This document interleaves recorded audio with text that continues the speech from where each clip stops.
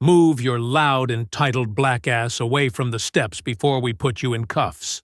The officer blocked her path on the courthouse steps, his badge flashing as his hand snapped out and slapped her across the face. The crack echoed sharp and public as her case file flew from her grip and scattered across the stone. "You people always think you belong everywhere," he sneered, crowding close enough. "Side entrance. Now!" She didn't raise her voice, didn't flinch. Her jaw locked as heat burned across her cheek. She bent slowly to gather her papers while the officers loomed, fearless and smug. They had no idea he'd just struck the woman who would decide if they ever wore those badges again. Before continuing, comment where in the world you are watching from and make sure to subscribe, because tomorrow's story is one you can't miss. The morning sun blazed against the federal courthouse's pale stone steps, casting hard shadows between the columns. Lawyers in pressed suits hurried past with briefcases, while uniformed officers dotted the entrance like sentries. The air hummed with the usual morning business, papers shuffling, phones ringing, voices mixing into a steady murmur of justice grinding forward. Judge Althea Cross approached the courthouse entrance with measured steps, her slim case file tucked against her navy blazer.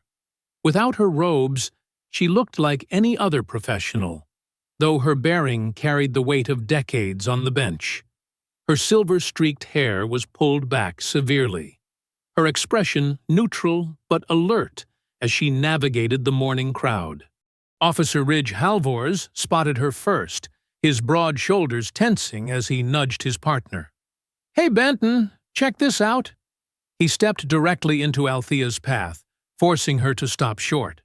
His badge gleamed aggressively in the sunlight. "Ma'am, this is a restricted area," Ridge announced, voice carrying across the steps. "You'll need to use the public entrance around the side." Althea's dark eyes assessed him carefully. "Officer, I'm quite familiar with courthouse protocol. This entrance is unrestricted during business hours, as clearly posted." Her tone was measured, professional, the voice of someone who'd spent a lifetime in courtrooms. "That's not how we see it," Benton Kroll chimed in, moving to flank his partner. His thin lips twisted into a smirk. "Rules are rules." "The posted regulations are quite clear," Althea continued calmly. Section 4.12 of the Courthouse Security Protocol specifically states, "Listen to her," Benton sneered, cutting her off. "You always think words protect you." He stepped closer, invading her space. The morning crowd began to slow, sensing the building tension. Ridge's face darkened. "I said, move along." His hand twitched at his belt. Althea stood her ground, spine straight. "I will not be intimidated from entering a federal building in accordance with established protocol." Her words were precise, clipped. The crack of Ridge's palm against her cheek exploded across the courthouse steps. The sound seemed to freeze the very air. Althea's head snapped sideways, her case file tumbling to the ground. Papers scattered like startled birds. Gasps rippled through the gathering crowd. Phones appeared, recording. A young public defender started forward but stopped when Benton's hand went to his holster. For a long moment, Althea didn't move. Then slowly, deliberately, she straightened. A red mark blazed across her cheekbone, but her eyes were steady as she met Ridge's gaze. No fear, no rage, just absolute certainty. "I'll see you upstairs," she said quietly. The words carried in the stunned silence. Ridge's face twisted into an ugly grin as she bent to gather her scattered papers. No one moved to help her, not with Benton glaring at the crowd, hand still hovering near his weapon. A courthouse deputy finally approached, but his intervention was half-hearted at best. "Everything all right here?" "Just maintaining security," Ridge said loudly. "Had an uncooperative subject." Althea rose, papers collected, dignity intact. Without another word, she walked past the officers and through the courthouse doors. Her footsteps were unhurried, measured. the pace of someone who knew exactly where they were going. Ridge's laugh echoed off the stone columns. "These people never learn," he said to Benton, loud enough for the dispersing crowd to hear. "Think there's something special." Benton chuckled nervously, already looking at his watch. They had their own hearing to get to upstairs. Some federal misconduct case, routine business, nothing to worry about. The morning sun continued to climb, reflecting off the courthouse windows like fire.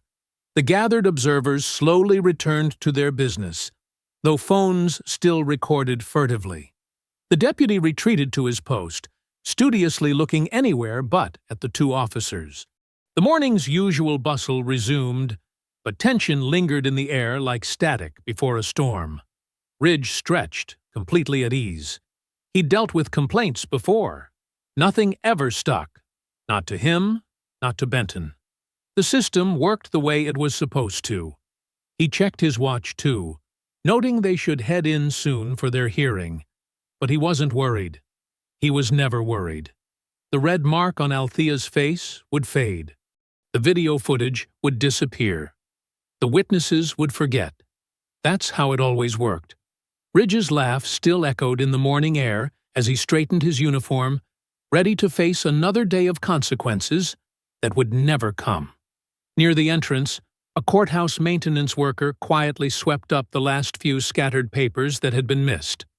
The sun continued to climb higher, the shadows of the columns growing shorter on the pale stone steps. Justice ground forward, its wheels turning slow but inexorable, while Ridge stood in the sunlight, utterly unaware that he had just set his own destruction in motion. Inside the federal courthouse lobby, the air conditioning hit like a wall of artificial winter. The marble floors gleamed under fluorescent lights, reflecting the steady stream of people moving through security checkpoints. Althea Cross walked with measured steps, her hand never touching the red mark blooming across her cheek. "Judge Cross, are you all right?" A young attorney started toward her, briefcase clutched tight. "We all saw what happened. Those officers—" "Thank you for your concern," Althea said firmly, holding up a hand to stop the approaching crowd of worried faces. "Please, continue with your scheduled business." Her voice remained steady, though her pulse still hammered against her throat. At the clerk's station, Maribel Haynes looked up from her computer screen. The color drained from her face as she recognized Althea, her eyes fixing on the angry mark across the judge's cheekbone. "Your Honor," she breathed, half rising from her chair. "Should I call?" "The hearing will proceed as scheduled," Althea said quietly, placing her gathered papers on the counter. Some were still bent from the fall, corners crumpled. "Nothing changes." Maribel's hands fluttered over her keyboard. "But those officers—" "That was Officers Halvers and Kroll. They're due in your courtroom in 40 minutes for their misconduct hearing." Her voice dropped to a whisper. "They assaulted a federal judge on courthouse grounds." "Precisely." Althea straightened the damaged papers with careful movements. "Please note for the record that the incident occurred on the main entrance steps at approximately 11:17 a.m. Federal property." Two courthouse deputies approached cautiously, their faces tight with suppressed anger. The senior officer spoke in low tones. "Judge Cross, we witnessed the assault. This is federal jurisdiction. We can arrest them immediately." "Not yet." Althea's voice remained measured, controlled. "Document everything. Badge numbers, exact location, witnesses, but no arrests at this time." She met their uncertain gazes. "Trust that justice will be served through proper channels." The lobby doors swung open again, admitting a blast of hot outside air and loud, familiar voices. Ridge Halvers and Benton Kroll strode in, their laughter echoing off the marble walls. They headed for the security checkpoint, completely at ease. "Did you see her face?" Ridge was saying, loud enough to carry. "These people need to learn respect." Benton's answering laugh held a nervous edge. "Yeah, showed her good. but we better get upstairs. Don't want to keep the judge waiting." Maribel's hands clenched into fists beneath her desk. Around the lobby, people turned away, avoiding eye contact with the officers. The air felt charged, like a storm about to break. "Maribel," Althea said softly, drawing the clerk's attention back, "I need you to do something very specific. Get me a complete list of everyone present in the lobby right now. Security footage timestamps, phone numbers for any potential witnesses. Everything preserved, everything documented." "Yes, Your Honor."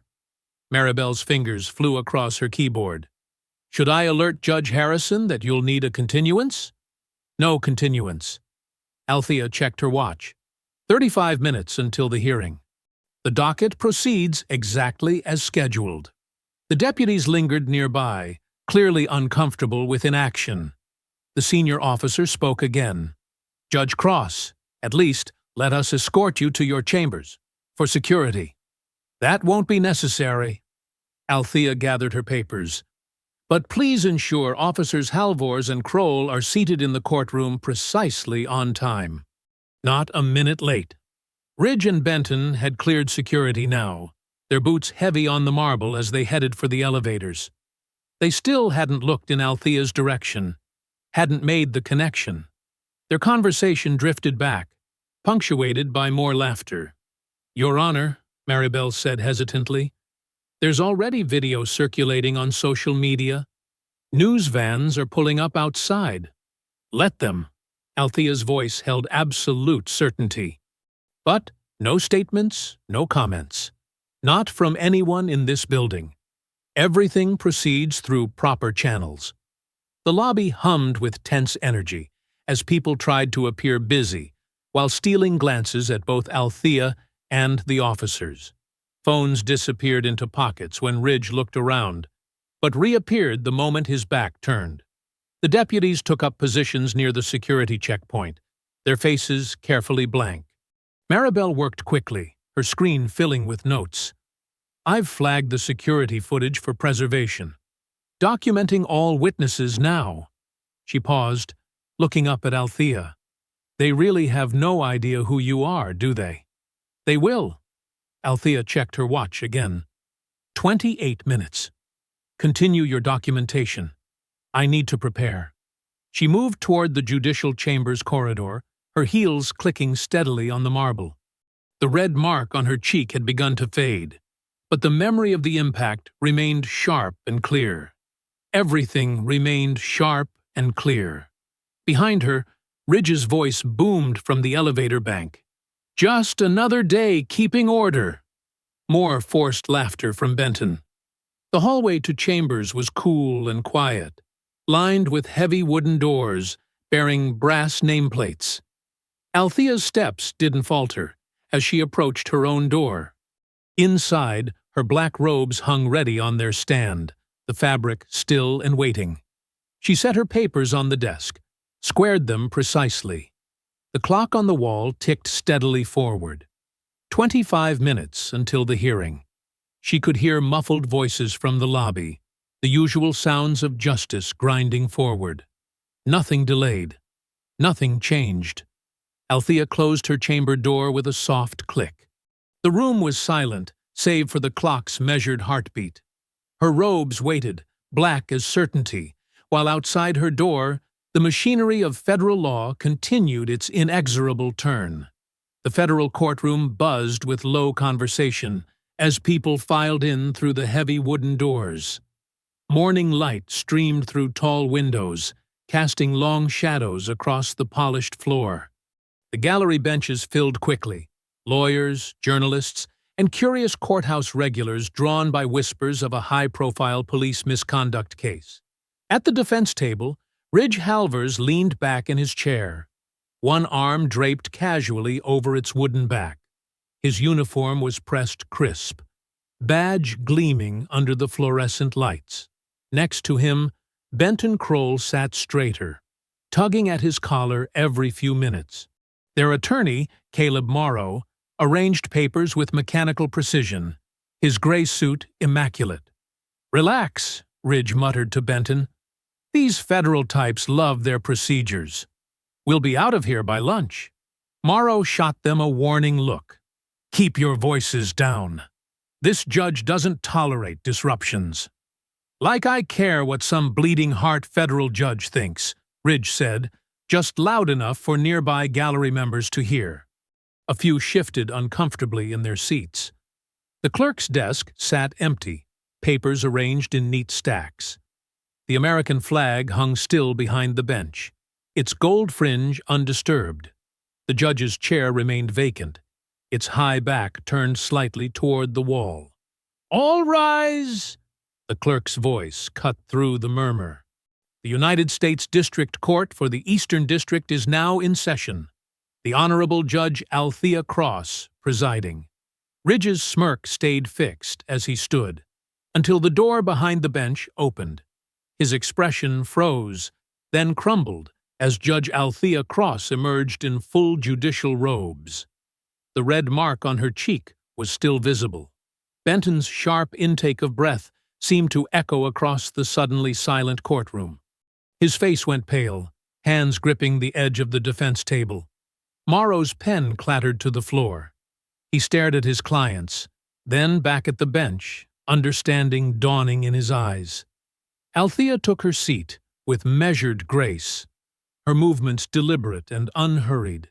She adjusted her papers, aligned her pen, then looked directly at the defense table. The gallery erupted in whispers. "Be seated," she said, her voice carrying clearly without being raised. The rustle of movement filled the room as people sank into their chairs. Ridge remained standing until Morrow yanked him down by his sleeve.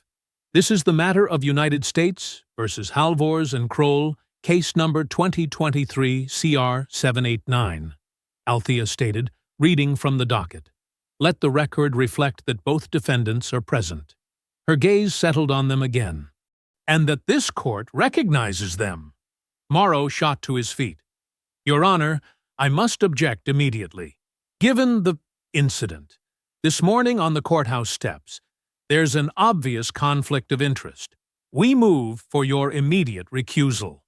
"Noted," Althea said calmly. "For the record, at approximately 11:17 a.m. today, Defendant Halvors physically assaulted an individual on federal property, specifically the main entrance steps of this courthouse. Defendant Kroll was present and participating. This occurred approximately 30 minutes before this scheduled hearing." The gallery's whispers grew louder. A young law clerk in the front row furiously scribbled notes. "Your Honor," Morrow pressed, "that incident directly involves you. You cannot possibly preside over this case with impartiality." "The incident occurred on federal grounds, Counselor," Althea replied. "It is now material evidence relevant to the existing misconduct charges before this court. I am not a party to this case. I am the presiding authority. The assault does not create a conflict requiring recusal. It creates additional jurisdiction." Ridge's face had turned an ugly red.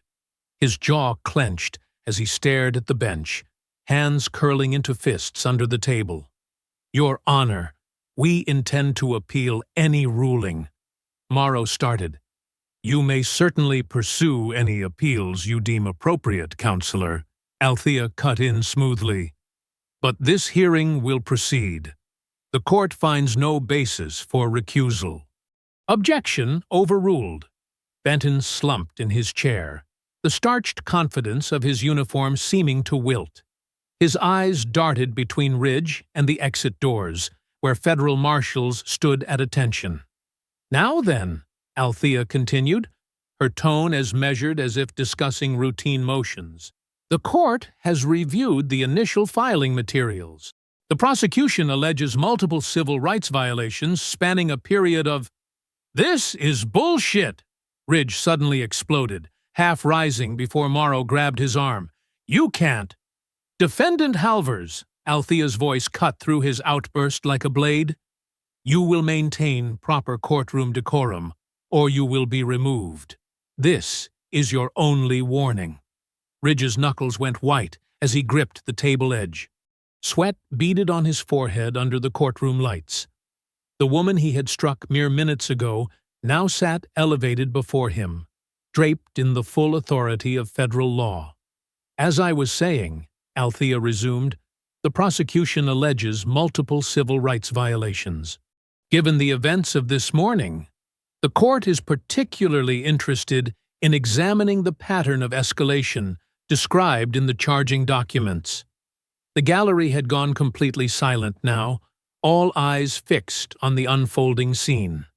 The only sound was the scratch of the court reporter's keyboard and the faint rustle of paper as Morrow frantically flipped through his files.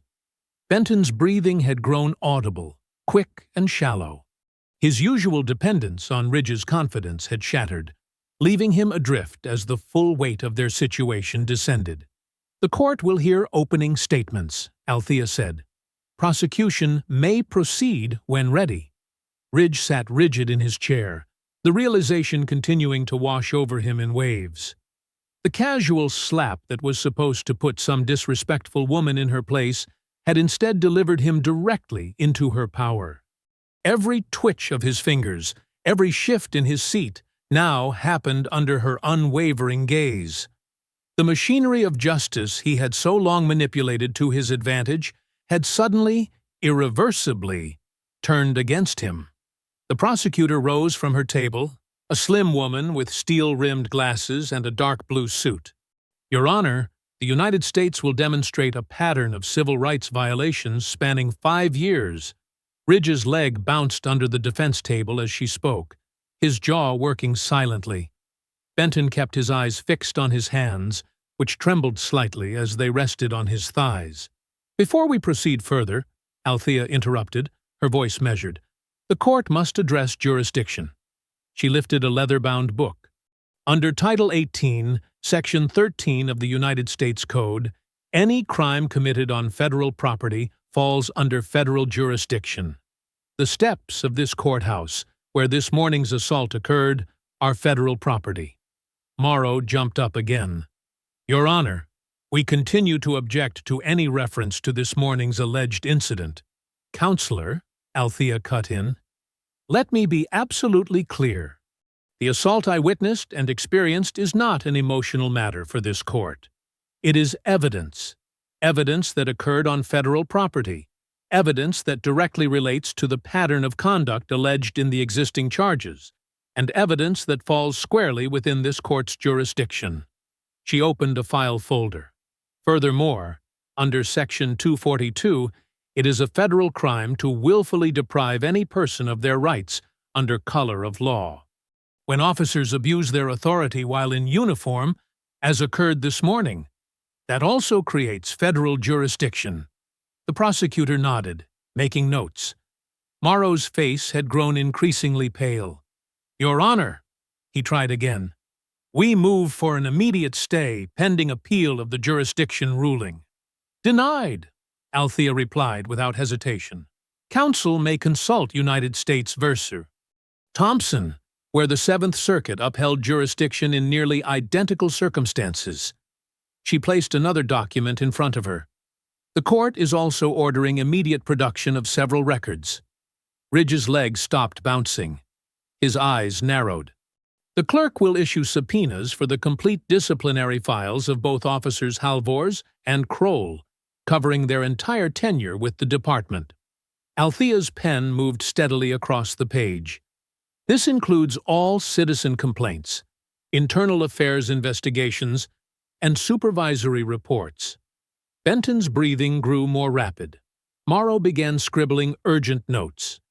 "Additionally," Althea continued, "the court orders production of all use-of-force reports, filed by or involving either officer, with particular attention to demographic data of affected citizens." She looked up. "And copies of all civil settlements involving these officers, including those sealed by non-disclosure agreements." "Those records are protected by union contract," Morrow protested.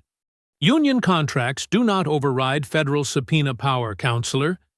You'll find that clearly established in—" "Uppity bitch," Ridge muttered, just loud enough to carry. The court reporter's fingers paused over her keyboard. The gallery inhaled collectively. Althea's pen stopped moving. "The record will reflect Officer Halvor's comment," she said quietly. "This court does not tolerate racial or gender-based slurs. That is your only warning regarding contempt, Officer Halvors." Ridge's face flushed darker. His hand crept toward his empty holster, a reflexive gesture that several marshals noted, their own hands shifting slightly. Given the severity of the existing charges, the new evidence of this morning's assault, and the demonstrated hostility toward this court, Althea said, there is clear cause for concern regarding witness safety and the integrity of these proceedings. She set down her pen. Officers Halvors and Kroll will be remanded to custody of the federal marshals to be held in the courthouse detention center pending continuation of this hearing. "You can't do this!" Ridge shoved back from the table, his chair scraping loudly. "Officer Halvors, sit down," Morrow hissed, grabbing his arm. "Like hell I will," Ridge's voice rose. "You think you can just—" "Marshals," Althea said calmly, "take the defendants into custody." 4 federal marshals moved forward smoothly, 2 for each officer. Benton stood shakily, offering his wrists without resistance. His face had gone gray. Ridge tried to jerk away as the marshals reached for him. "Get your hands off me! Do you know how many judges owe me favors? I'll have your jobs for this." "Officer Halvors," Althea's voice cut through his shouting, "you may exit this courtroom with dignity, or you may exit in restraints. The choice is yours, but you will exit." Ridge's chest heaved as he glared at the bench. For a moment, the courtroom held its breath. Then, with extreme reluctance, he extended his arms. The marshals efficiently handcuffed both officers. Benton moved woodenly, his earlier nervous energy replaced by shocked stillness. Ridge continued to resist slightly with each step, his boots dragging on the polished floor. As they reached the side door that led to the holding cells, Ridge twisted to look back at the bench. The morning sunlight streaming through the tall windows caught Althea's robes, the black fabric seeming to absorb all brightness. She met his gaze steadily, her expression unchanged from the moment she had first entered the courtroom. The heavy door closed behind them with a decisive click. Through its thick wood came the faint sound of Ridge's voice, still protesting, growing fainter as the marshals led them away. Morrow stood alone at the defense table, his carefully arranged papers now in disarray. "Your Honor," he said, his voice noticeably less confident, "given these developments, we request a continuance to modify our defense strategy." "The court will recess until 2 p.m., Althea replied.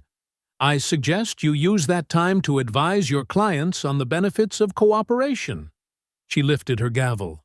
"We're adjourned." The sharp crack of wood on wood echoed through the courtroom. As Althea rose, the gallery scrambled to its feet.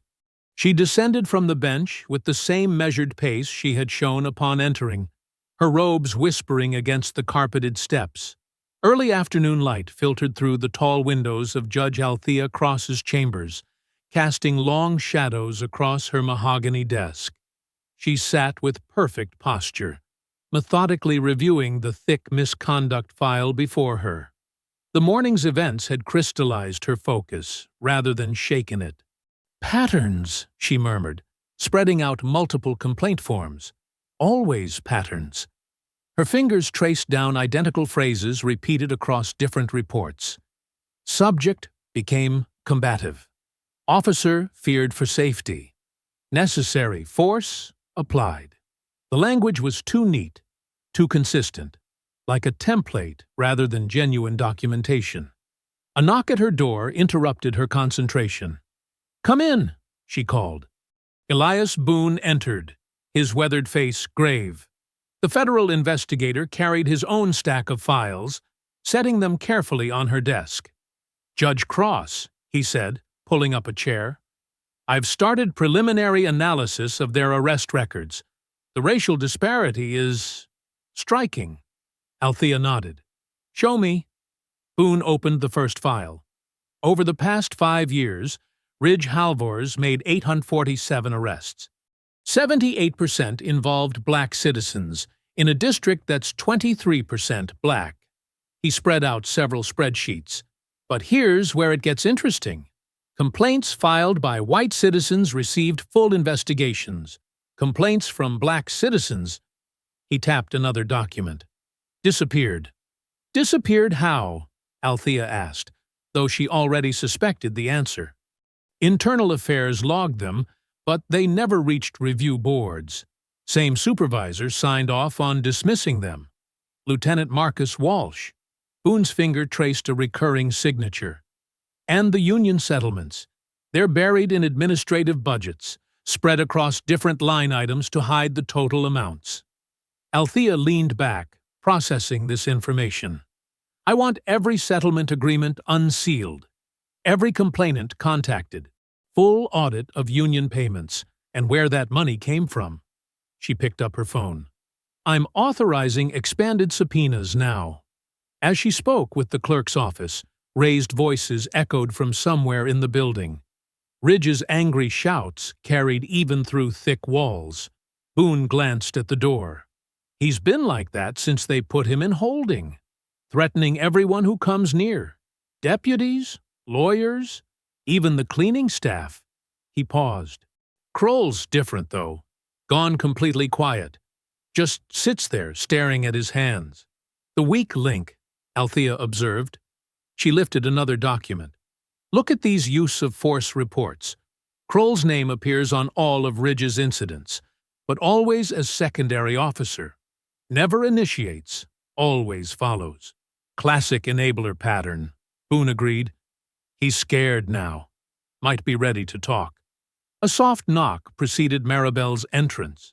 Your Honor, we've identified 12 witnesses from the courthouse steps this morning. 3 are court employees, 4 are attorneys, 5 are civilians with phone recordings. Order protective monitoring for all of them, Althea directed, especially the civilians. I want federal marshals aware of their locations until this concludes. She checked her watch. And contact the public defender's office. Their security cameras should have captured everything. Maribel nodded, making notes. Also, Officer Kroll's attorney just requested a private meeting. Denied, Althea said firmly. Any communications must be on record, in open court. She gathered several files. Speaking of which, recess ends in 20 minutes. Please inform all parties we'll resume precisely at 2. After Maribel left, Boone remained seated. Judge Cross, they're going to come at you hard for this. The union, the department, probably even some of your colleagues. There's a lot of money and power invested in keeping this system running. Althea met his concerned gaze. Then we'll need to be absolutely precise. Every subpoena perfect. Every witness protected. Every precedent cited. She straightened a stack of papers with measured taps. They've relied on intimidation for so long, they've forgotten what happens when someone refuses to be intimidated. And if they escalate, Boone asked quietly, then we'll have more evidence. Althea stood, smoothing her jacket. The law only works when someone is willing to finish the job, Agent Boone. I intend to finish it. She moved to the small adjoining bathroom where her robe hung. Through the wall, Ridge's muffled threats still echoed. But they sounded weaker now, more desperate than commanding. The holding cell's thick walls reduced his voice to what it truly was. The impotent rage of a man discovering his power had limits. Althea took her time donning the judicial robe, each motion precise and unhurried. The heavy black fabric settled across her shoulders with familiar weight. She adjusted the sleeves, straightened the collar, smoothed every fold until it hung perfectly. In the main chamber, Boone gathered his files. I'll have preliminary audit results by morning, he said. And Judge, Be careful walking out tonight." "I always am," Althea replied. She checked her watch again. 2 minutes to 2. Time to resume. She gathered the key files she'd marked during recess, arranging them in exact order. The afternoon sun had shifted, throwing different shadows across her desk, but her focus remained razor-sharp. Through her window, she could see more media vans arriving, their satellite dishes raising like mechanical flowers. The wall clock ticked steadily toward 2 p.m. Althea lifted her gavel from its rest, feeling its solid weight. Down the hall, chairs scraped as the gallery retook their seats. Voices hushed. Papers shuffled.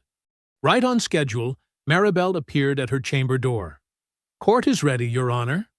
Althea nodded once and moved toward her courtroom entrance. The heavy door opened smoothly, revealing the packed gallery rising to their feet. At the tables below, the prosecutor sat ready while Morrow fidgeted alone at the defense table, his client's empty chairs a stark reminder of the morning's events. She ascended to the bench with measured steps, the room silent except for the whisper of her robes.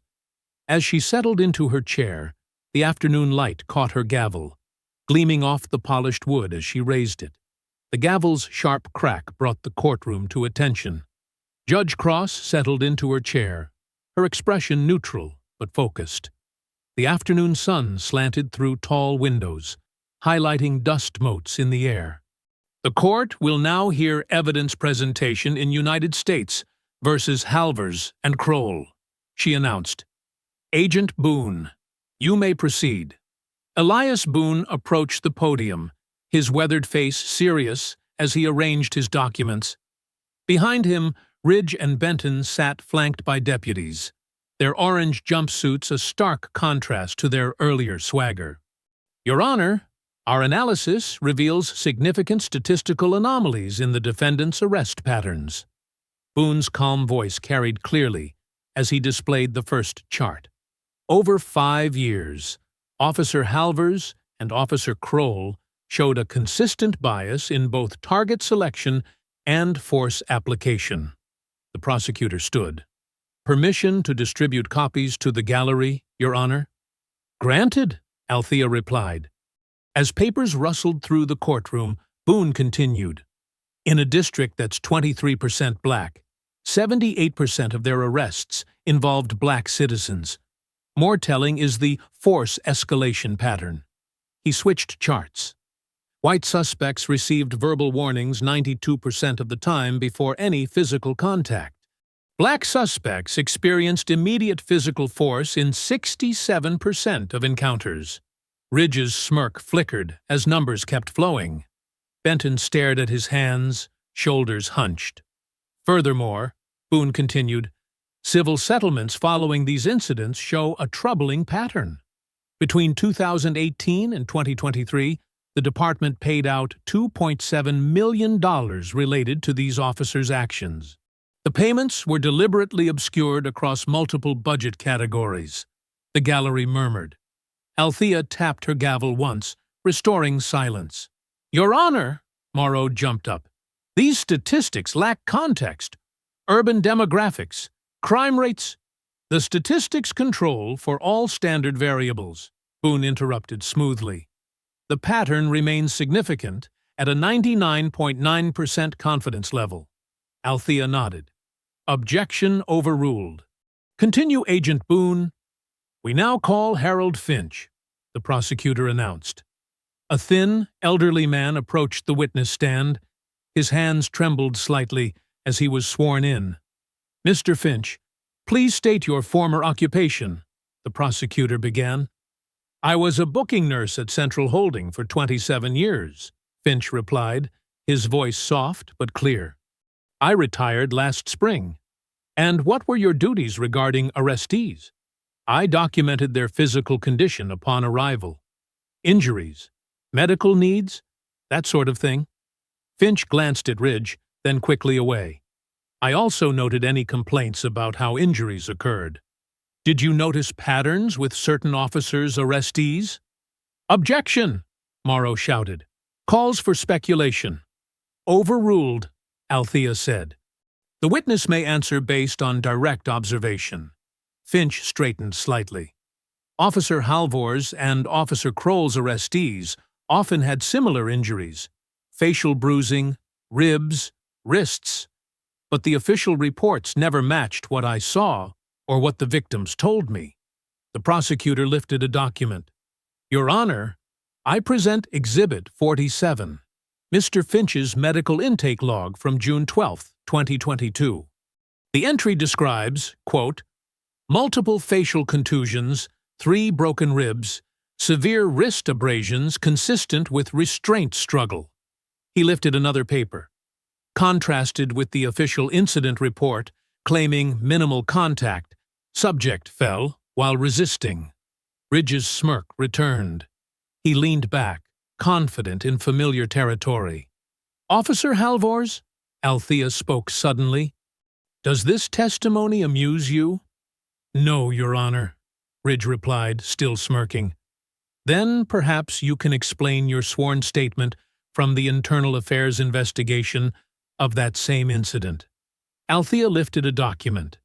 Quote, no physical contact occurred beyond standard handcuffing. The subject was compliant throughout. The smirk vanished. Ridge's face darkened. That's out of context, he sputtered.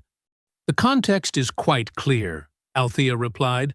You're either lying now or you lied under oath then. Which is it? Before Ridge could respond, Benton suddenly retched, doubling over. His attorney called for a break. 5 minutes, Althea granted. Officers, please escort the defendants to the side room. As deputies led them out, Ridge's face was thunderous. Benton stumbled, barely keeping his feet. Finch continued testifying after the break, his voice growing stronger as he detailed case after case. Medical records flashed on screens, X-rays showing broken bones, photographs documenting bruises, official reports claiming no injury observed. The afternoon sun lowered, casting longer shadows through the windows. The gallery sat silent, the weight of systemic abuse settling heavy in the air. This wasn't about one slap anymore. The evidence painted a years-long pattern of violence, lies, and cover-ups. Mr. Finch, the prosecutor asked finally, why come forward now? The old nurse looked at his hands. Because I can't sleep anymore. Because every time I signed those false reports, I helped them hurt more people. He lifted his eyes to Althea. Because someone finally seemed strong enough to make it stop. When the defendants returned, Ridge's rage was barely contained. Benton slumped in his chair, ghost-white. The contrast between their morning swagger and current demeanor was stark. Court will adjourn for today, Althea announced as the sun touched the horizon. Deputies, return the defendants to custody. We'll resume at 9 a.m. tomorrow. The gallery rose as she stood. Ridge glared hatred as deputies approached. But Althea's expression remained impassive, her authority absolute. When deputies led Ridge past the bench, his shoulders were rigid with fury. But his power was broken. Not by force, but by facts, files, and a justice system finally working as intended. The last rays of sunlight caught Althea's robe as the defendants exited, casting her in silhouette above the now quiet courtroom. The day's evidence lay in precise stacks, each page another nail in the coffin of unchecked authority. The parking garage's fluorescent lights hummed overhead, casting harsh shadows between concrete pillars. Judge Cross walked steadily toward her car, flanked by 2 U.S. Marshals. Their footsteps echoed in the cavernous space. "Judge Cross!" a sharp voice rang out. "This is a witch hunt, and you know it." A group of men in suits emerged from behind a pillar, police union representatives, their faces tight with anger. Leading them was Marcus Weber, the union's chief counsel, his tie loosened and face flushed. "This is harassment of good officers," Weber shouted, stepping forward until a marshal raised his hand in warning. You're destroying careers based on garbage statistics. Althea paused, turning to face them with perfect composure. Mr. Weber, any concerns should be filed through proper channels. The courthouse remains federal property. We've filed, another union rep spat. Every motion possible. You can't railroad our officers like this. Then I'll review those motions according to procedure, Althea replied evenly. Good evening, gentlemen. They continued shouting as she walked away. Accusations of bias, threats of appeals, demands for recusal. Their voices bounced off concrete walls, following her to her car. The marshals maintained a protective barrier until she was safely inside. Through her windshield, she watched the union reps huddle together, furiously typing on phones. They weren't done. They were just getting started.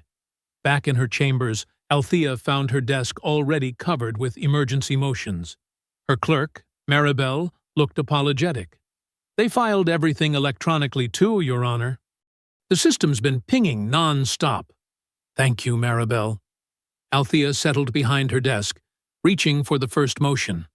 Please inform holding that both defendants will remain in custody overnight. Yes, Your Honor. Maribel hesitated. Officer Halvors has been difficult.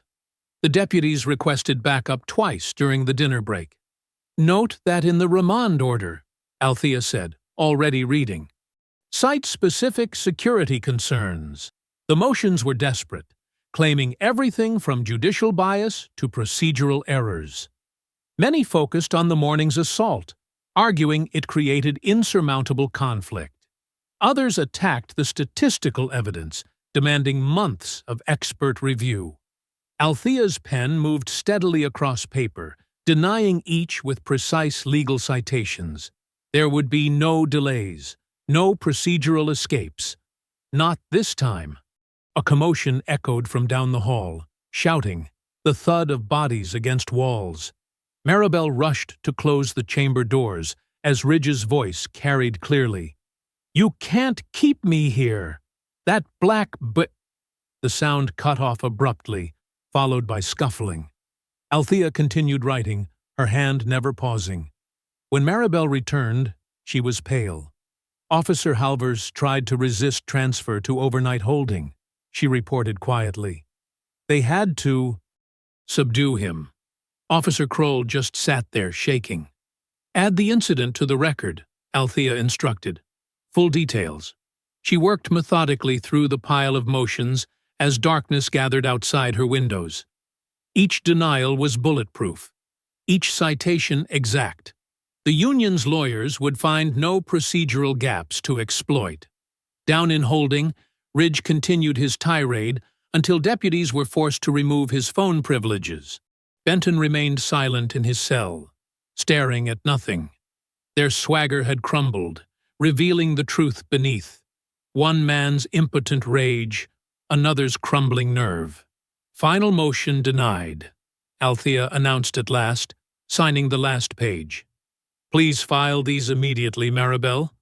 Then you can head home. You should go too, Your Honor, Maribel said softly. It's late. Althea nodded, gathering her belongings.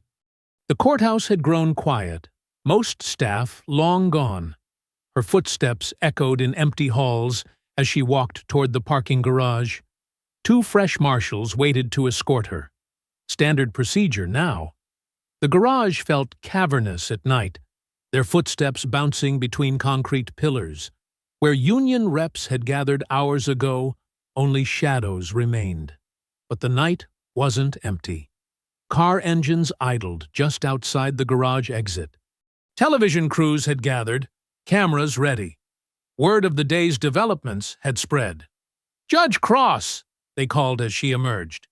Any comment on today's evidence? Judge Cross, will you recuse yourself? Judge, what about the union's accusations? Althea moved steadily through their shouts, the marshals keeping cameras at bay. She didn't break stride or acknowledge the questions. Her face remained composed, unreadable. The night air was cool on her skin as she reached her car. Stars were visible despite city lights, scattered across the dark sky. Below, camera flashes continued, desperate for reaction. But Althea simply drove away, leaving the chaos behind. She had expected this, the pressure, the threats, the attempts at intimidation. None of it would matter. The law was clear, the evidence stronger with each passing hour. Let them shout. Let them threaten. Justice would not be delayed. The night sky stretched above her car as she headed home, vast and unchanging. The same stars that had witnessed countless acts of injustice now watched as the machinery of accountability slowly, inexorably, ground into motion. The case would proceed. Evidence would be heard. And two officers who had relied on immunity for far too long would finally face consequences. Althea drove steadily through the darkness, her resolve as solid as the courthouse stone. Tomorrow would bring new challenges, new attacks. She was ready for them all. Morning light filtered through the bulletproof windows of Judge Cross's chambers. It was barely 7 a.m., but her desk already held a thick stack of overnight reports. She lifted the first one, a security briefing marked urgent. Multiple witnesses report being followed after yesterday's testimony, she read aloud, her jaw tightening. 2 separate incidents of unmarked vehicles outside residences. One witness received repeated calls from blocked numbers. The next report detailed anonymous threats. Some were clumsy. Messages left on courthouse voicemail. Emails from temporary accounts. Others showed planning. Notes left on witnesses' cars. Photos of their children at school. Althea reached for her phone, dialing federal investigator Elias Boone. "I need immediate protection orders for all witnesses," she said when he answered. "Full federal coverage, not local." "Already working on it," Boone replied. "We logged 3 more incidents overnight. The union's getting desperate." "Document everything," Althea instructed. "Every call, every photo, every vehicle. I want a complete record." She hung up and turned to the courthouse security logs. Ridge had spent most of the night raging in his cell, threatening deputies and demanding his phone. Benton had requested anxiety medication at 3 a.m., then sat awake until dawn. A knock interrupted her review. Maribel entered, carrying fresh coffee and more files. "Defense filed an emergency appellate motion an hour ago," she reported, setting everything down. "They're requesting an immediate stay." "On what grounds?" "Everything. Bias, procedure, evidence standards. They're throwing the whole kitchen sink at the Fifth Circuit." Althea nodded, unsurprised. "Print full copies for the record. We'll allow oral argument when court resumes." She spent the next 2 hours reviewing cases cited in the appeal, marking relevant passages and preparing responses. The union's lawyers were skilled. They'd found precedents that could support a stay. But they'd also made mistakes in their rush, citing outdated statutes and misapplying others. At 9:30, Maribel returned. "Deputies are ready to transport the defendants. Security reports all clear in the corridors and courtroom." "Proceed," Althea said, standing to robe. "And Maribel? Double-check the witness protection orders. I want confirmation before they testify." The courtroom was packed when she entered at 10 a.m. sharp. Ridge and Benton sat at the defense table, both showing clear signs of their night in custody. Ridge's suit was wrinkled, his eyes bloodshot from lack of sleep. Benton's hands trembled as he tried to read documents, the pages shaking visibly.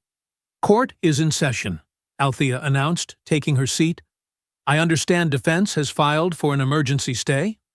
Defense attorney Caleb Morrow rose, straightening his tie. "Yes, Your Honor. We've submitted to the Fifth Circuit and request this court pause proceedings pending their review."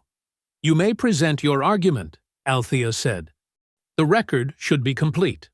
Morrow launched into a practiced speech about judicial overreach and procedural irregularities. He claimed the morning assault had irreparably tainted the proceedings, that no judge could remain impartial after being attacked. Althea listened carefully, taking detailed notes. She interrupted only for clarification, ensuring every point was properly recorded. When Morrow cited cases, she had Maribel mark the exact passages in the record. Furthermore, Morrow continued, his confidence growing, the statistical evidence requires expert analysis. Rushing through complex data without proper review violates due process. Ridge shifted restlessly in his chair, mouth opening to speak. His attorney shot him a warning look, but Ridge's exhaustion had eroded what little self-control he possessed. "This is garbage," he burst out. "You can't keep us locked up while—" "Officer Halvors," Althea cut in sharply. "You will remain silent or be removed. Continue, Mr. Morrow."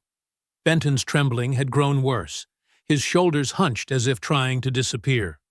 When a door closed loudly in the back of the courtroom, he jumped visibly. Morrow wrapped up his argument, citing 3 final cases. Althea allowed the prosecution brief response time, then called a short recess to review everything in detail. Back in chambers, she methodically addressed each point. Her clerk took careful notes as she dictated responses, citing counter-precedents and procedural rules. Every word was chosen precisely, creating an ironclad record for the appellate court to review. A quiet knock interrupted them. Maribel opened the door to admit her bailiff, Marcus. "Your Honor," he said softly, "we just received word. The Fifth Circuit has granted a temporary stay." Althea set down her pen, face unchanging. "Time frame?" 48 hours initially, pending full review." She nodded once. "Thank you, Marcus. Please inform all parties will reconvene in 5 minutes." When the bailiff left, Maribel looked stricken. "Your Honor, what about the witnesses? If Ridge and Benton are released?" "The protection orders stand," Althea said firmly, "and will maintain complete records of any incidents during the stay. The appellate court should have a very clear picture of potential witness tampering." She stood, straightening her robe. The stay was a setback, but not unexpected. Appeals were part of the process, each one creating another layer of record, another level of scrutiny. The courtroom fell silent as she re-entered. Ridge was already smirking, sensing victory. Benton remained hunched, shaking. "This court is informed that the Fifth Circuit has granted a temporary stay," Althea announced, her voice steady. "All current orders regarding witness protection and evidence preservation remain in effect. We will reconvene when the stay expires or further instruction is received." She met Ridge's triumphant gaze without flinching. His freedom would be brief. The evidence wasn't going away, and neither was she. The courtroom erupted in murmurs as Althea finished announcing the stay. Ridge's attorney immediately stood, straightening his tie with renewed confidence. "Your Honor, given the appellate court's decision, we request immediate release of our clients." "Granted," Althea replied, her voice controlled and precise. "However, let me be absolutely clear. This stay is purely procedural, a pause for review. It is not a dismissal nor an exoneration. All evidence remains in effect. All witness protections stand." Ridge was already pushing back his chair, the metal legs scraping against the floor. His smirk had returned full force, eyes glinting with malice as he adjusted his wrinkled suit jacket. "Officers," Althea continued, fixing them with an unwavering stare, "you are not to contact any witnesses, directly or indirectly. You are not to discuss this case with fellow officers. Any violation will be documented and added to the record." Benton nodded jerkily, still trembling. But Ridge just snorted, turning toward the gallery with his shoulders squared. Several uniformed officers had gathered in the back rows, and they now stood to greet him with subtle nods. "Court is adjourned," Althea announced, rising. "We will reconvene when directed by the appellate court." As she left the bench, she caught sight of Harold Finch, the retired booking nurse who had testified. He sat rigid in his seat, face pale as he watched Ridge swagger past. Their eyes met briefly, his worried, hers reassuring. In her chambers, Althea immediately called Elias Boone. "I need eyes on every witness," she said without preamble. 24-hour surveillance. Document any unusual police presence in their neighborhoods." "Already on it," Boone replied. "I've got teams in place, but, Judge, they're scared." That display in the courtroom, Ridge making sure everyone saw his backup, it sent a message. Keep them safe, Elias. Whatever it takes. The morning crawled into afternoon. Althea reviewed case files, marking patterns and connections that would strengthen their position once the stay lifted. Her phone buzzed periodically with updates from Boone. Unmarked cars circling witnesses' homes, suspicious traffic stops, officers randomly visiting workplaces. At 3:47 p.m., her direct line rang. Boone's voice was tight with controlled anger. "Marcus Wright is in the hospital," he said. "The witness who testified about his ribs being broken in the stairwell." Althea's hand tightened on the receiver. "What happened?" "Traffic stop gone wrong, according to the report. 3 broken fingers, concussion, possible internal bleeding. The officers claim he resisted." "Names?" "Not Ridge or Benton directly. But the officers involved work their shift, their precinct." Althea absorbed this in silence, her mind already calculating next steps. Status of our other witnesses? Scared, but secure for now. "I've got federal marshals with the most vulnerable ones." "But, Judge, they're sending a clear message. They'll keep going after people until this ends. Get me everything on Wright's assault. Full medical records, officer names, dash cam if it exists. I want it all documented and ready."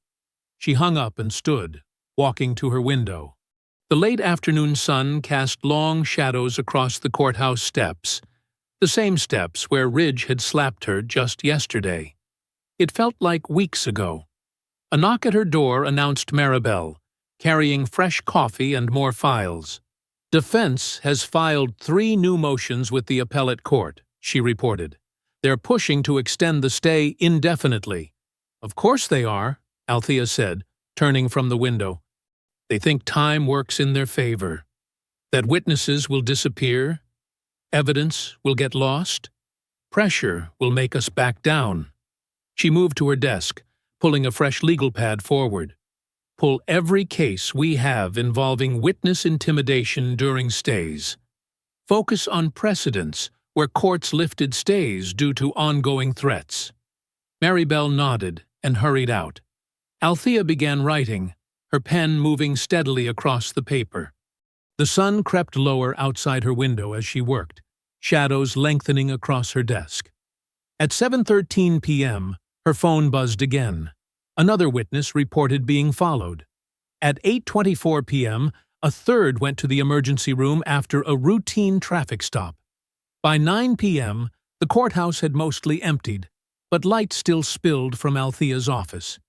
She wrote through the darkness, building their response piece by piece. Each threat, each assault, each intimidation attempt became another brick in the wall of evidence. The stay wouldn't last, not with witnesses actively being attacked, but she had to construct their argument perfectly. Maribel brought her dinner that she didn't touch. Boone called twice more with updates. The night deepened outside her window as Althea kept writing, her pen never slowing. The law was a machine built of words, and she knew every gear, every lever. Ridge and his supporters thought violence was power, but true power lay in knowing exactly how to turn the system against those who abused it. A siren wailed somewhere in the distance. Althea glanced at the clock, nearly midnight. Her hand was cramping from hours of writing, but she didn't stop. Somewhere out there, her witnesses were trying to sleep, jumping at every sound outside their windows. She wouldn't rest until she'd built them a shield of words strong enough to withstand any attack. The words flowed across page after page, precise and meticulous. Every citation checked, every precedent verified, every argument structured for maximum impact. This wasn't just a response to a stay anymore. It was a blueprint for dismantling the entire system that protected men like Ridge. Night settled heavily over the courthouse as Althea continued drafting their next move. The halls were silent except for the occasional footsteps of security guards. But in her office, the scratch of pen on paper never ceased. The fluorescent lights hummed softly in Althea's chambers as midnight approached. Rain tapped against the tall windows, creating shifting shadows across stacks of legal documents. She sat at her desk, the appellate stay order open before her, its official seal seeming to mock her with its authority. Her fingers traced the formal language, "Proceedings temporarily suspended pending review." Simple words designed to halt justice in its tracks. She'd seen this tactic before. Delays that turned temporary stays into months of inaction, while witnesses disappeared and evidence grew cold. But Althea didn't allow frustration to cloud her thinking. Instead, she reached for a worn volume of federal statutes, its pages marked with colored tabs from years of use. She knew exactly what she was looking for. Section 33332, a provision rarely invoked but perfectly suited for moments when traditional proceedings were blocked. The statute's language was clear. A presiding federal judge could directly initiate grand jury proceedings when ongoing harm was evident. It wasn't just a legal option. It was an obligation when civil rights violations continued unchecked. She picked up her phone and dialed Elias Boone's number. Despite the late hour, he answered on the first ring. 2 more witnesses were approached tonight, he said without preamble. Patrol cars parked outside their homes. No contact, just sitting there, making sure they're seen. Document everything, Althea replied. Time, duration, vehicle numbers if visible. We're shifting strategy. She could hear papers rustling on his end. What's the play? Section 33332. Direct grand jury referral. The stay blocks our current proceedings, but it can't prevent a new investigation based on ongoing intimidation. There was a moment of silence as Boone processed this. That's brilliant. They won't see it coming. But we'll need rock-solid documentation of continued harassment since the original hearing began. Start with Marcus Wright's assault, Althea said, pulling a legal pad closer. Then map every incident of witness contact or surveillance. Include Ridge and Benton's movements since release, every officer involved in suspicious stops, every supervisor who authorized extended patrols near witness homes. Already compiling it, Boone replied. What about the union angle? Pull settlement records for the past 5 years. Focus on cases that mirror our current pattern. Excessive force complaints that disappeared after union intervention. I want financial trails, mediator names, routing numbers. She heard Boone typing rapidly. This could expose the whole system, not just Ridge and Benton. That's exactly the point, Althea said. They think the stay protects them. They don't realize it just opened a bigger door. For the next hour, they methodically built their strategy. Boone sent over witness statements and surveillance photos, while Althea drafted the necessary orders. Her pen moved steadily across page after page, each word precisely chosen. The rain intensified outside, drumming against the windows. Althea paused only to refill her coffee. Her mind focused on constructing an airtight case. She expanded the subpoena list to include internal affairs investigators who had cleared Ridge and Benton in previous incidents. She added union representatives who had negotiated suspicious settlements. Every name was a thread that, when pulled, could unravel years of coordinated cover-ups. Around 2 a.m., Maribel knocked softly and entered with fresh coffee and more files. Records found 3 more settled cases, she reported. Same pattern. Black victims, excessive force, Charges dropped after union intervention. Medical records don't match official reports. Althea nodded, adding the new cases to her growing documentation. Copy everything. I want backup files stored off-site. The next few hours passed in focused silence, broken only by the rain and the scratch of her pen. Althea crafted the grand jury referral with meticulous care, knowing every word would be scrutinized. She cited specific instances of witness intimidation, included photos of suspicious surveillance, and detailed the pattern of escalating threats since the stay was granted. At 4 a.m., Boone called again. Just got confirmation. Ridge's precinct initiated 4 random traffic stops tonight, all targeting people connected to our case. Nothing direct enough to violate the stay, but the message is clear. Add it to the file, Althea said. Every incident strengthens our position. She returned to her drafting, adding language that connected current intimidation to the broader pattern of abuse. The grand jury wouldn't just see individual incidents, they would see a coordinated system designed to protect officers like Ridge while silencing their victims. As the night deepened toward dawn, Althea reviewed each document one final time. The referral was comprehensive, detailing not only Ridge and Benton's actions, but the entire framework that enabled them. She had transformed their attempt to delay justice into an opportunity to expose everything. Outside her window, the rain finally began to ease. The first hint of dawn lightened the eastern sky, turning the wet courthouse steps silver gray. Althea signed the final page of the referral with a steady hand, then pressed her official seal into the hot wax. The document represented more than just a legal maneuver. It was a declaration that no stay, no delay, no threat could stop justice when pursued with unwavering determination. Ridge and his supporters believed they had won a reprieve. They didn't realize they had just given her the tools to dismantle their entire system. The marble halls of the federal courthouse echoed with early morning footsteps as people filed into courtroom 3. The usual morning chatter was muted, replaced by a heavy silence that spoke of growing tension. Through the tall windows, dawn painted the wood-paneled walls in soft amber light.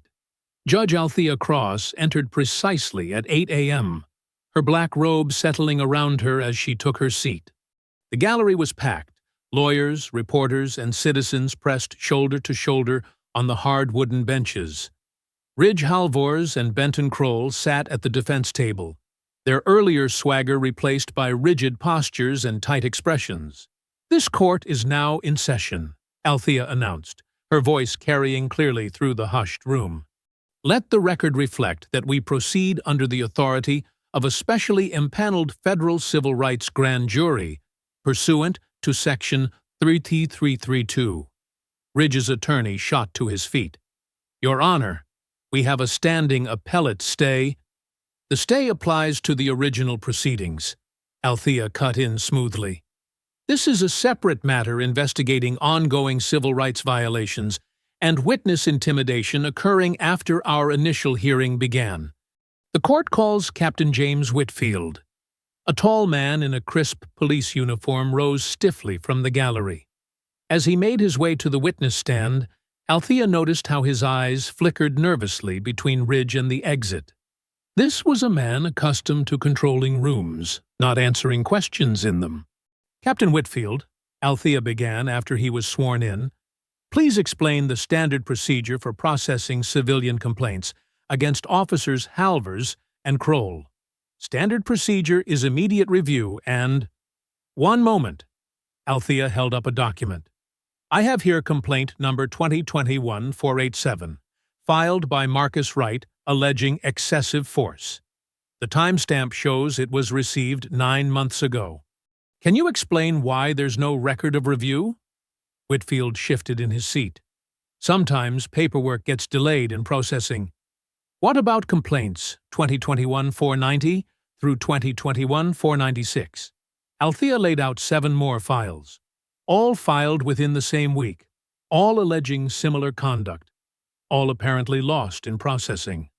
Would you call that a pattern, Captain? Sweat beaded on Whitfield's forehead. I'd need to review the specific circumstances. These complaints were all filed by black civilians, Althea continued. In contrast, the 3 complaints filed by white citizens during the same period received immediate review and response. How do you explain this disparity? The captain's mouth opened and closed, but no words came out. In the gallery, people leaned forward, tension crackling through the air. Althea maintained her measured pace, introducing document after document that traced how complaints were systematically buried. 2 more supervisors followed Whitfield to the stand, each crumbling under the weight of their own documentation. Years of coordinated suppression emerged in stark detail. Dates, signatures, buried reports forming an undeniable pattern. By mid-morning, Benton Kroll's hands trembled visibly as he was called to testify. He gripped the sides of the witness box, his earlier arrogance replaced by darting eyes and a quivering voice. Officer Kroll, Althea began, please explain your department's approach to civilian encounters in predominantly black neighborhoods. We maintain professional standards at all times, he recited woodenly. Althea held up a training document.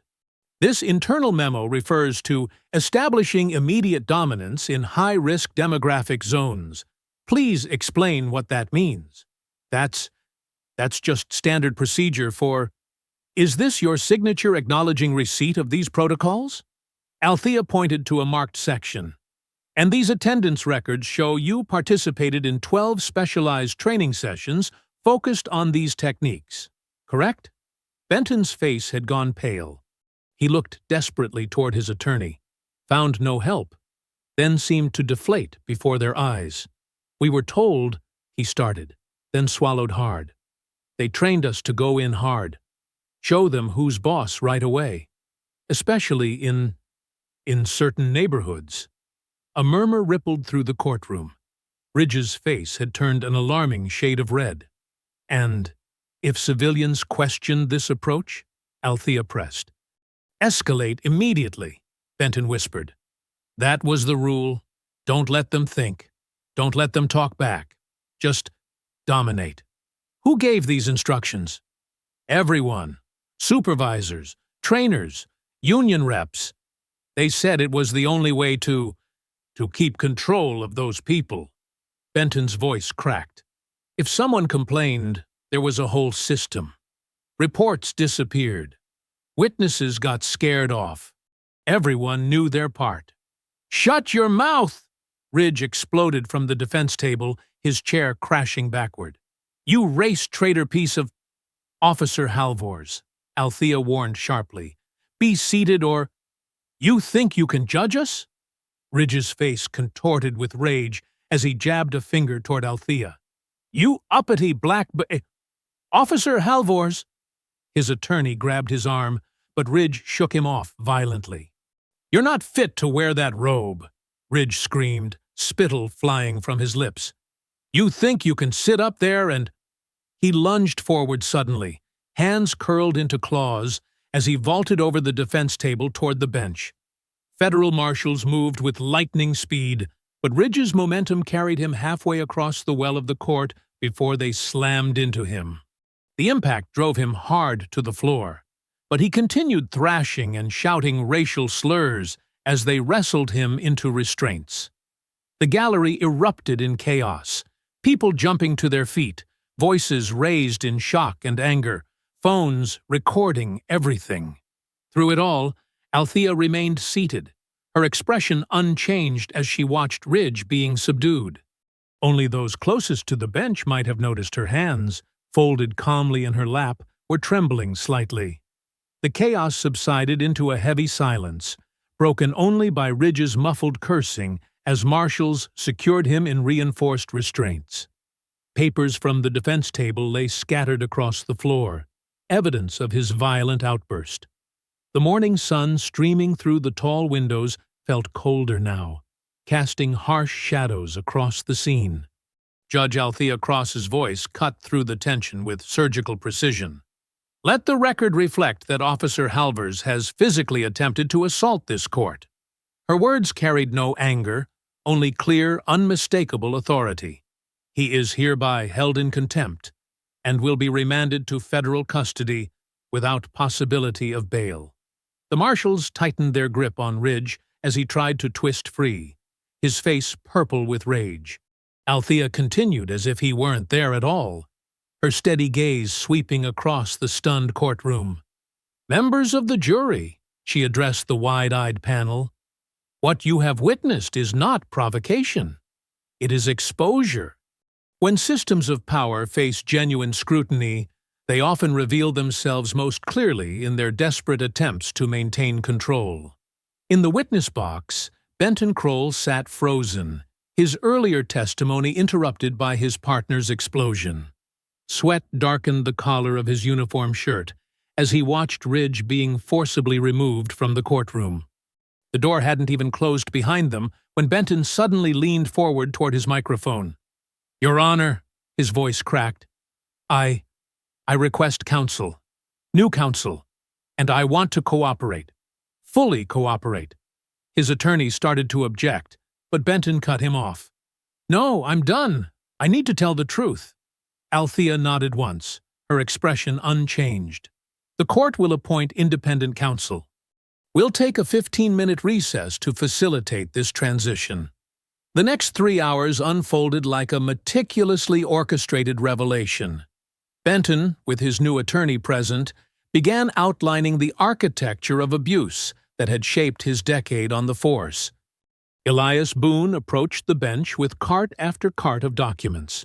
Training manuals marked internal use only, emails between supervisors coordinating cover-ups, spreadsheets tracking settlement payments funneled through obscure accounts. This manual, Boone held up a thick binder, explicitly instructs officers to use overwhelming force presence in what it calls demographically resistant zones. The language is coded, but the maps make the targeting clear. He projected a series of overlaid districts onto the courtroom screen. The zones marked for enhanced compliance protocols align perfectly with predominantly black neighborhoods. Benton nodded from the witness stand. "We called them attitude adjustment patrols. Go in hard, make examples, send messages. Everything was structured to prevent accountability." "Explain that structure," Althea directed. "Multiple layers." Benton's words came faster now, like a dam breaking. Complaint forms would get lost before filing. Witnesses would get visits from officers about unrelated warrants or violations. Reports were pre-written with approved language. Body cameras had technical issues in certain neighborhoods. Boone presented timeline after timeline, showing how the intimidation continued even after the judicial proceedings began. Witness harassment, selective traffic stops, sudden probation violations, all targeting anyone who might testify about departmental practices. "This isn't just about 2 officers," Boone explained, laying out organizational charts. "This is institutional. Every level participated. Patrol supervisors, internal affairs, union representatives, city legal teams. They created a self-protecting machine that turned police power against an entire community.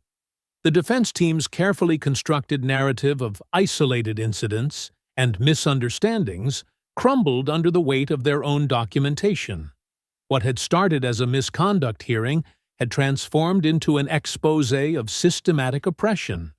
In the gallery, reporters scribbled furiously, while citizens who had filled the public seats sat in stunned silence. Some wiped tears. Others nodded in grim validation of experiences finally being acknowledged in a federal court. Althea maintained absolute control of the proceedings, her questions precise and purposeful. She gave every piece of evidence its full weight without sensationalism. The truth needed no dramatic flourishes. Its simple reality was devastating enough. "Your Honor," Benton spoke up during a brief pause, his voice hollow. There's more. In my desk at the station, there's a drive. It has videos, text messages, meeting recordings, things they told us to keep as insurance, in case anyone tried to talk. Absolutely not, his new attorney interjected. Any further disclosure requires formal immunity discussions. The court will entertain those discussions, Althea said. But first, we will complete today's testimony. She turned to the jury. You have heard evidence of actions taken not just by individuals, but by an entire system designed to protect itself at the expense of justice. As you prepare to deliberate, remember that accountability becomes possible only when we fully acknowledge what has been hidden. The afternoon light had shifted to deep amber when Althea finally raised her gavel. This court will recess for jury deliberation. We will reconvene upon notification that a verdict has been reached. The sharp crack of wood on wood echoed through the courtroom. As people began to rise, the weight of inevitability settled over the room like a heavy blanket. Everyone present understood they had witnessed not just a trial, but the beginning of a reckoning. Deputies moved to escort Benton back to custody. The witness box, where he had finally broken his silence, stood empty. On the floor near the defense table, a few scattered papers from Ridge's outburst still remained. Physical remnants of the moment a system's facade had finally cracked open. Morning sunlight streamed through the tall courthouse windows, casting long rectangles across the worn carpet of the federal courtroom. The room had filled to capacity an hour before the scheduled verdict reading, the wooden benches creaking under the weight of reporters, civil rights observers, and citizens who had followed every twist of the proceedings. Judge Althea Cross sat at the bench, her posture as precise as her reputation. Her dark robe settled around her shoulders like armor, the weight familiar after decades of service. She studied the faces before her. The anxious jury, the defendants in prison orange, the gallery holding its collective breath. Ridge Halvers sat rigid between his attorneys, his expression a mask of defiance even in custody restraints. The bruises on his knuckles from yesterday's outburst had darkened, a physical reminder of his final, failed attempt at intimidation. Beside him, Benton Kroll seemed to have aged years overnight, his shoulders slumped under the weight of his own revelations. All rise, the clerk announced, her voice steady despite the tension. The United States District Court for the Federal Circuit is now in session, the Honorable Judge Althea Cross presiding. The rustle of movement filled the room as everyone stood. Althea nodded once. Be seated. She turned to the jury forewoman, a retired schoolteacher who had maintained unwavering attention throughout the trial. Madam Forewoman, has the jury reached a unanimous verdict? We have, Your Honor. The forewoman stood, holding the verdict forms with steady hands. Please proceed. The forewoman's voice carried clearly through the hushed courtroom. In the matter of the United States versus Ridge Halvors, on the count of assault on federal property, we find the defendant guilty. Ridge's jaw clenched, but he remained silent as the litany continued. On the count of civil rights violations under color of law, we find the defendant guilty. On the count of obstruction of justice, we find the defendant guilty. On the count of witness intimidation, we find the defendant guilty. Each guilty landed like a hammer strike. The forewoman turned to the second set of papers. In the matter of the United States versus Benton Kroll, on the count of civil rights violations under color of law, we find the defendant guilty. On the count of conspiracy to obstruct justice, we find the defendant guilty. She paused briefly. The jury acknowledges the defendant's eventual cooperation while maintaining these findings. Althea received the verdict forms, reviewing them with careful attention before addressing the court. The jury is thanked and discharged with the gratitude of this court. Their service has been exemplary. She waited as the jurors filed out, then focused her full attention on the defendants. Will the defendants please rise? Ridge and Benton stood, their attorneys flanking them. The contrast between them was stark. Ridge still radiating anger, Benton seeming to collapse in on himself. Althea's voice filled the courtroom without being raised. This court has heard extensive testimony and reviewed substantial evidence regarding systematic abuse of authority by sworn law enforcement officers. The findings demonstrate not isolated incidents, but deliberate patterns of misconduct designed to intimidate and harm citizens based on race. She lifted a document from her bench. I have reviewed the sentencing guidelines, taking into account all factors including Mr. Kroll's eventual cooperation. However, that cooperation does not erase the years of active participation in these violations. Ridge shifted his weight, chains clinking softly. Althea continued, each word precise and measured. Officer Halvors, your actions reveal a fundamental betrayal of the oath you took to protect and serve. You wielded authority as a weapon, confident that your badge would shield you from consequences. That confidence was so complete that you committed assault on the steps of this very courthouse. She paused, allowing the weight of those words to settle. You demonstrated through your conduct, your testimony, and your courtroom behavior that you remain a danger to the community you were sworn to protect.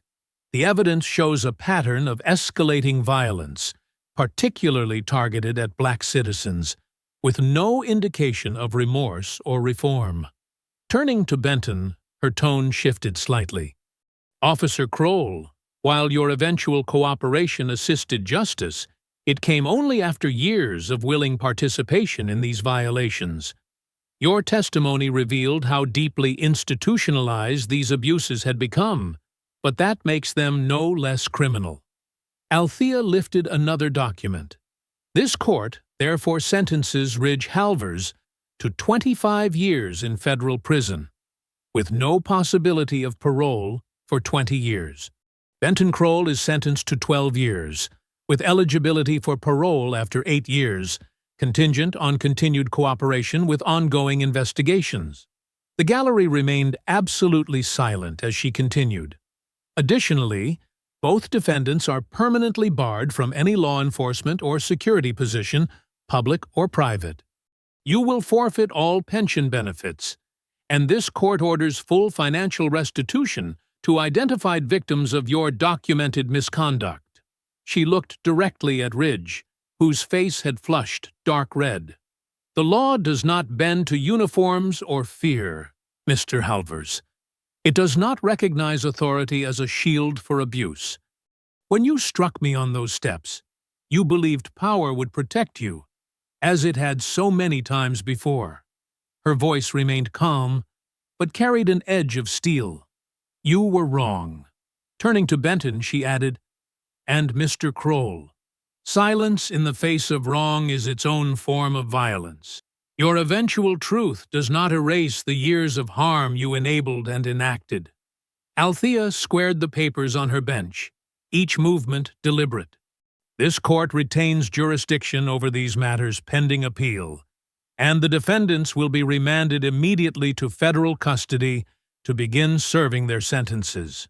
She lifted her gavel, its polished wood catching the morning light. Justice delayed is not justice denied. This court stands adjourned. The gavel struck once, its sharp crack echoing through the absolute silence that had fallen over the courtroom.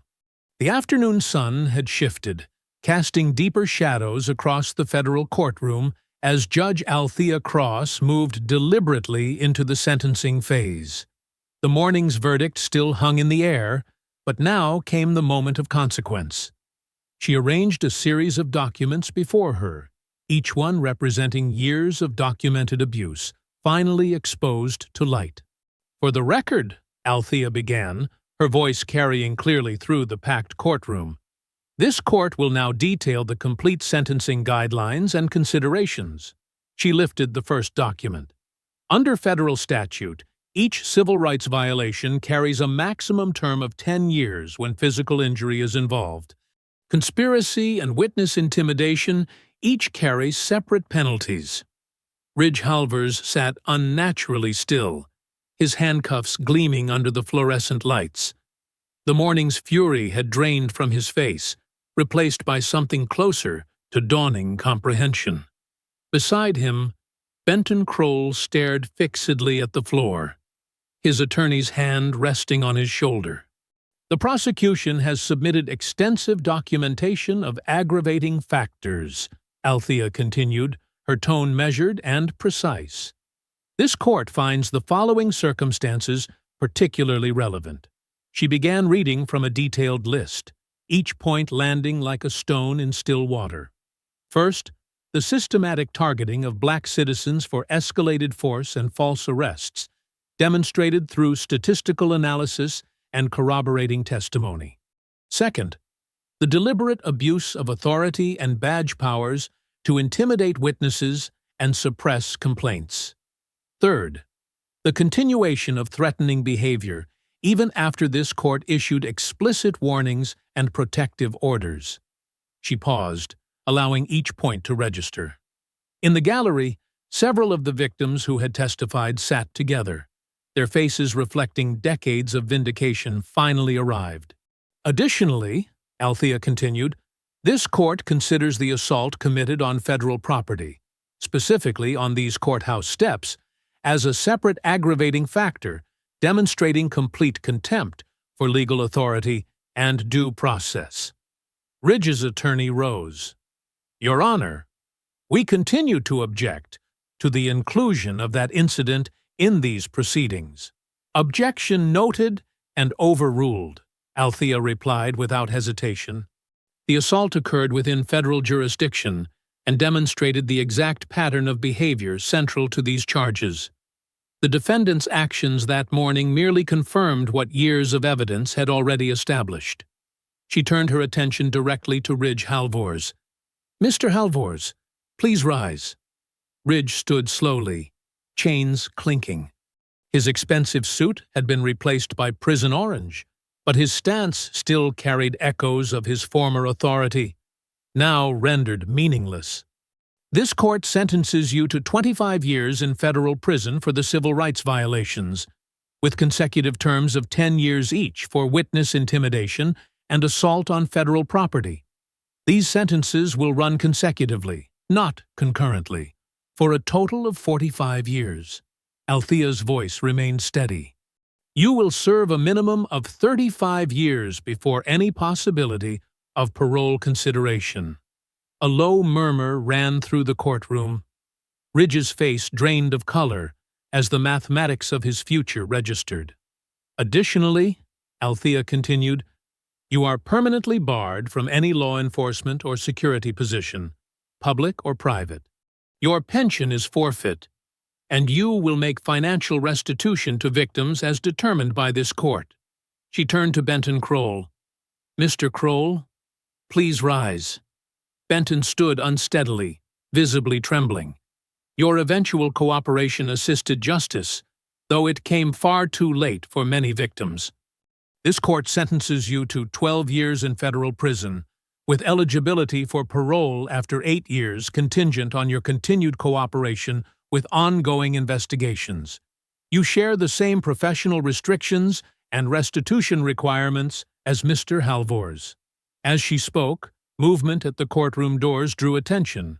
Federal agents had entered quietly, taking positions near the exits. Althea acknowledged their presence with a slight nod.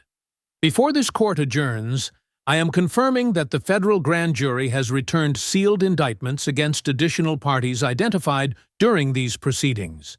She gestured to the agents. Those warrants are now being executed. Through the courtroom's windows, more federal vehicles could be seen arriving outside. Ridge's former supervisor, Captain James Morton, was visible being led away in handcuffs. Next to him, Internal Affairs Director Philip Weber offered no resistance as agents secured his wrists. The investigation continues, Althea stated firmly. This court retains jurisdiction over all related matters. Those who enabled or concealed these violations will face their own reckonings. Ridge finally spoke, his voice hoarse. You can't do this. You don't have the right." "I have both the right and the duty," Althea corrected him. "The law you swore to uphold is now holding you accountable. That is not vengeance, Mr. Halvers. That is justice." She turned to the federal marshals. "The defendants are remanded to custody for immediate transport to federal detention." The marshals moved forward efficiently. Ridge's leg chains rattled as they secured him for transport, his expression shifting from disbelief to something approaching fear. The man who had struck Althea with such confidence on the courthouse steps now stood stripped of every protection he had taken for granted. As the marshals led Ridge toward the door, he twisted to look back at the bench. Althea met his gaze steadily, her posture as straight and unwavering as it had been the morning he'd struck her. But she said nothing more. The law had spoken through her, and now it would be enforced through the same system he had abused for so long. The heavy courtroom doors swung shut behind them, and the sound echoed with finality through the hushed room. Late afternoon sun washed over the federal courthouse steps, casting long shadows across the same stone where Officer Ridge Halvers had struck Judge Althea Cross just days before. The light caught the edges of her black robe as she stood at the top of the steps, watching the final act unfold below.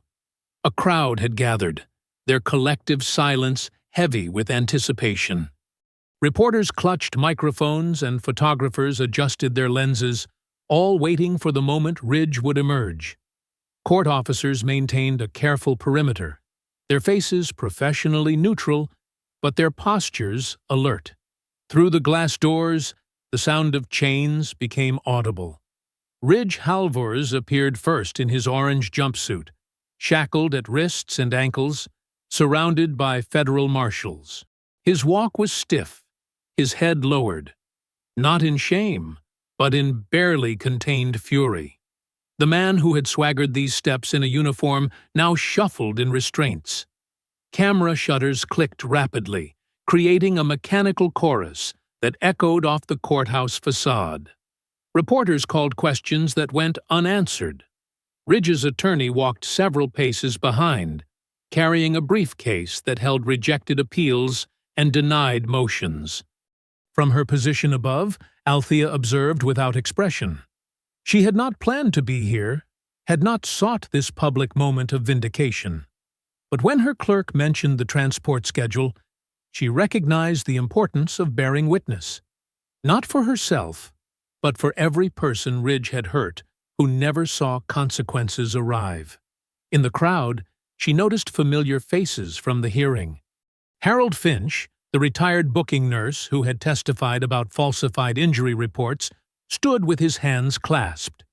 Next to him, 3 former arrestees who had described beatings in stairwells watched intently as their tormentor passed in chains. An elderly black woman who had been present the morning of the slap caught Althea's eye. She leaned on a cane, her spine straight despite her years, her gaze direct and knowing. When she nodded once, deliberately, Althea felt the weight of generations in that simple gesture. Of all those who had faced similar violence without recourse, without justice, without even the hope of being believed. Ridge was halfway down the steps when he finally looked up. His eyes found Althea, and for a moment the scene seemed to freeze. The afternoon light caught his face, revealing the deep lines of rage etched around his mouth, the hollow defeat in his eyes. He opened his lips as if to speak, but no sound emerged. Althea met his gaze steadily, her posture as composed as it had been the morning he struck her. She did not flinch, did not smile, did not give him the satisfaction of any reaction at all. She simply stood, embodying the law he had failed to respect.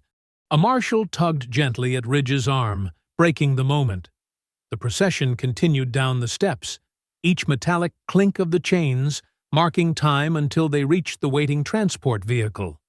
Ridge had to duck his head to enter, a final indignity for a man who had once strutted these steps as if he owned them. The vehicle's doors closed with a heavy thud. Cameras swiveled back to Althea, questions flying. Judge Cross, how does it feel to see him in custody? Do you consider this personal vindication? What message does this send to other officers? But Althea had already turned away from the spectacle. She looked back at the courthouse doors, their brass handles gleaming in the late sunlight. The building stood as it always had, its classical columns reaching skyward, its stone face impassive. Yet something fundamental had shifted within its walls. Not just the fate of two corrupt officers, but the very mechanics of accountability. Through those doors, evidence had been heard. Truths had been spoken. Justice, so often delayed, denied, or disguised, had finally arrived in full view of the public. The system hadn't been broken by confronting its failures. It had been strengthened by enforcing its principles. Althea adjusted her robe, the familiar weight of the fabric settling across her shoulders. She was acutely aware of the eyes still following her movements, of the symbolic power of this moment. But she had not done this work to become a symbol. She had done it because it was necessary, because the law demanded nothing less than complete commitment to justice. She took a step toward the doors, her movements unhurried and deliberate. The crowd parted instinctively, creating a path. A young public defender who had witnessed the slap days earlier stood straighter as Althea passed, understanding in her eyes. A courthouse deputy held the door, offering a respectful nod. Inside, the familiar sounds of justice at work continued. Papers shuffling, phones ringing, voices discussing cases in professional tones. Nothing had stopped. The work would continue. Other cases waited.